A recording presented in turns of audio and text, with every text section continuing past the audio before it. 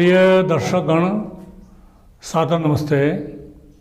आज हम जीवनी चालीसा के 39वें पात्र की जीवनी पर विचार करेंगे।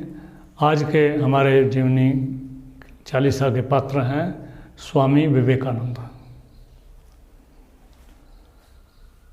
भारत क्या है, इसको सही रूप में ये क्या है, भारत का अर्थ क्या है, ये बताने में इस महापुरुष का बहुत बड़ा योगदान है। कलकत्ता में इनका जन्म हुआ और बड़े अच्छे परिवार में हुआ। इनके पिता बैरिस्टर थे, कलकत्ता हाई कोर्ट में प्रैक्टिस करते थे और इनको बहुत बड़ी अच्छी शिक्षा देना चाहते थे, अच्छे पद पर जाएं, अच्छे अफसर बने, ऐसा उनका प्रयास था। 1863 में इनका मकर संक्रांति के दिन 12 जनवरी, उस समय मकर संक्रांति थी, इनका जन्म हुआ और छोटी उम्र में ही इनके अंदर बड़ी जिज्ञासा रहती थी आत्मा के संबंध में, परमात्मा के संबंध में जानने की। जगह जगह ये घूमते थे। ये पहले परमात्मा को भी नहीं मानते थे। इसी प्रकार से चलते चलते ये कलकत्ता में जो रामकृष्ण परमहंस रहते थे मंदिर में, काली के मंदिर में, गंगा के तट पर, उनसे मिलने के लिए गए और उनसे कहा कि मैं परमात्मा को मानता नहीं, आपने परमात्मा देखा है क्या? स्वामी जी रामकृष्ण परमहंस ने कहा कि मैंने परमात्मा ऐसे देखा है जैसे मैं तुम्हें अपने सामने बैठा देख रहा हूँ। तो इतना आत्मविश्वास के साथ गुरु ने जब ऐसी बात कही तो फिर गुरु के पास वो बार बार आते रहे और धीरे धीरे गुरु ने प्रेरणा दे करके उनको आस्तिक बना दिया। प्रतिभाशाली वो थे ही बहुत। इसी समय में उनके पिता की भी मृत्यु हो गई और सारा परिवार का बोझ भार उनके ऊपर आ गया। घर में गरीबती भी हो गई, बहुत गरीब हो गए वो।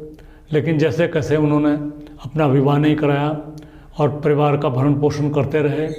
और बाद में उन्होंने रामकृष्ण परमहंस की भी मृत्यु हो गई, उनके गुरु की भी। उसके बाद में उन्होंने देश का भ्रमण प्रारंभ कर दिया। वाराणसी भी गए वो, अयोध्या भी गए, विद्वानों से मिले, पूरे देश का भ्रमण उन्होंने किया। और यदि कभी कन्याकुमारी जाने को आपको अवसर मिले तो वहाँ पर जब वो गए तो एक शिला थी, बहुत बड़ी टापू था बीच में, मुझे वहाँ जाने का अवसर मिला है। तो वहाँ नौकाएं चलती हैं और नौकाएं पैसा लेकर के वहाँ टापू पर पहुँचाती हैं। लेकिन स्वामी विवेकानंद के पास कोई पैसा नहीं था। वो तैर करके वहाँ कर गए और वहाँ जा कर के उन्होंने ध्यान लगाया और पूरे देश की जो दुर्गति है, जो घूम करके उन्होंने देखी थी, इस दुर्गति से देश को कैसे उबारा जाए, इसका उन्होंने चिंतन किया। उसके बाद 1893 में शिकागो में, यूएसए में एक उनको सूचना मिली कि वहाँ पर एक कोई अंतर्राष्ट्रीय सर्वधर्म सम्मेलन हो रहा है। तो वहाँ बड़ौदा के जो राजा थे उन्होंने उनको कुछ सहयोग दिया। उसकी मदद से वो यूएसए गए और यूएसए आप जानते हैं कि शिकागो में 11 सितंबर 1893 से लेकर के और 26 सितंबर 1897 तक वो सम्मेलन चला। उसमें 5 स्वामी विवेकानंद के भाषण हुए।